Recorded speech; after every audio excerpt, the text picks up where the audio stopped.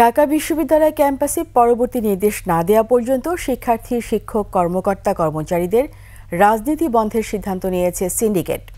শিগগিরই এই সিদ্ধান্ত কার্যকর করা হবে। এছাড়া ডাকসু কিভাবে কার্যকর করা যায় এ বিষয়ে আলোচনার পাশাপাশি কমিটি গঠনেরও সিদ্ধান্ত নেওয়া হয়েছে।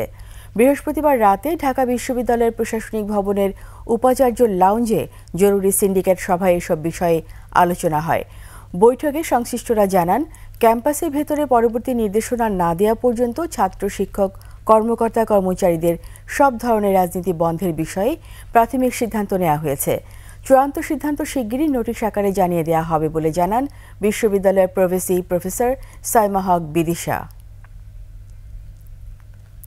আমাদের যেটা বিষয় যে আজকে তো আলোচনা হয়েছে, বিস্তারিত আলোচনা হয়েছে ছাত্র রাজনীতি নিয়ে এবং সার্বিক বিষয়গুলো নিয়ে। তো সেখানে মতামত এসেছে, সে মতামতের ভিত্তিতে যে সিদ্ধান্ত এবং যে সারসংক্ষেপ সেটা আমরা অতি দ্রুত আনুষ্ঠানিকভাবে একটা বিজ্ঞপ্তি দিয়ে তারপর আপনাদেরকে জানিয়ে দেব।